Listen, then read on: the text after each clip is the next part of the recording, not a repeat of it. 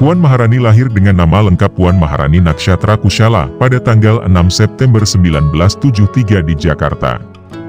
Ia merupakan anak dari Taufik Kemas dan Megawati Soekarno Putri yang dikenal sebagai mantan Presiden Indonesia kelima. Puan juga merupakan cucu dari proklamator Indonesia yakni Insinyur Soekarno. Ia diketahui mempunyai dua saudara laki-laki bernama Muhammad Prananda Prabowo dan Muhammad Rizky Pratama. Karena ia merupakan anak perempuan satu-satunya di keluarga, semasa kecil ia sering dimanja oleh orang tuanya. Cucu dari Bung Karno ini memulai pendidikannya di SD Perguruan Cikini. Ia diketahui lulus pada tahun 1985. Tamat dari sana, ia kemudian melanjutkan pendidikannya di SMP Perguruan Cikini. Disinilah ia mulai mengenal apa itu politik, di mana saat itu, ibunya yakni Megawati Soekarno Putri mulai aktif dalam dunia politik. Ia juga menyaksikan bagaimana kerasnya tekanan politik penguasa kala itu terhadap perjuangan ibunya. Tamat SMP, ia kemudian masuk di SMA Perguruan Cikini. Masa remajanya, ia banyak menemani ibunya berkeliling dalam kegiatan politiknya. Setelah lulus SMA pada tahun 1991, ia kemudian melanjutkan pendidikannya dengan kuliah di Fakultas Ilmu Sosial dan Ilmu Politik, Universitas Indonesia. Ia mengambil jurusan komunikasi massa. Sewaktu muda anak dari Megawati Soekarno Putri ini pernah magang dan menjadi jurnalis di majalah Forum Keadilan. Ia menyelesaikan kuliahnya pada tahun 1997.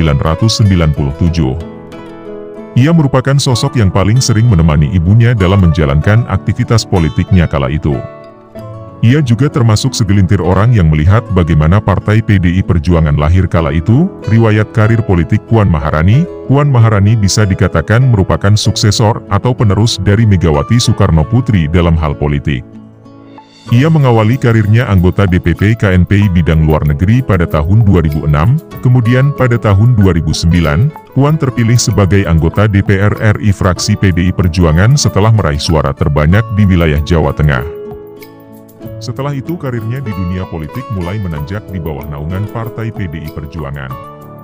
Pada tahun 2012, ia didaulat menggantikan Cahjo Kumolo sebagai ketua fraksi DPI Perjuangan. Beberapa tahun berikutnya, ia terpilih kembali sebagai anggota DPR RI. Di saat itu ia juga menjabat sebagai ketua bidang politik dan hubungan antar lembaga DPP PDI Perjuangan. Ia merupakan salah satu sosok yang mengantarkan PDI Perjuangan keluar sebagai partai pemenang pemilu legislatif pada tahun 2014.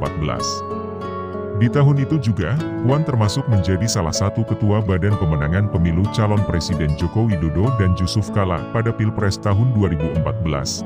Ketika Joko Widodo dan Yusuf Kala terpilih sebagai Presiden dan Wakil Presiden Indonesia pada tahun 2014. Puan Maharani kemudian ditunjuk sebagai Menteri Koordinator Bidang Pembangunan Manusia dan Kebudayaan Republik Indonesia. Saat itu ia berusia 41 dan menjadi Menteri Koordinator termuda yang membawahi 8 kementerian. Setelah terpilih sebagai anggota DPR, Puan Maharani mengundurkan diri sebagai Menteri Koordinator Bidang Pembangunan Manusia dan Kebudayaan Republik Indonesia pada tanggal 1 Oktober 2019. Di DPR, ia terpilih sebagai Ketua DPR Republik Indonesia.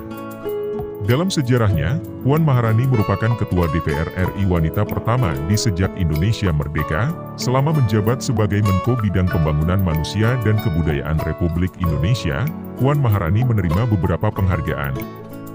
Pada tahun 2014, ia menerima e-Transparency Award dari Paramadina Public Policy Institute.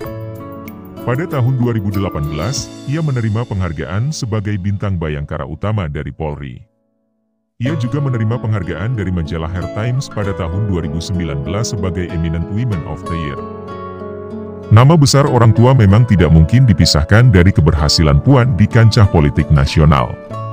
Namun, Puan sendiri tampaknya memang ingin membuktikan bahwa dirinya mampu dan layak menjadi politisi handal sekaligus jadi wakil rakyat yang bertanggung jawab tanpa melihat faktor dari nama besar kedua orang tuanya. Terlepas dari urusan gender, Puan sebenarnya menginginkan PDIP diisi dengan orang-orang yang kompeten dan mempunyai integritas tinggi.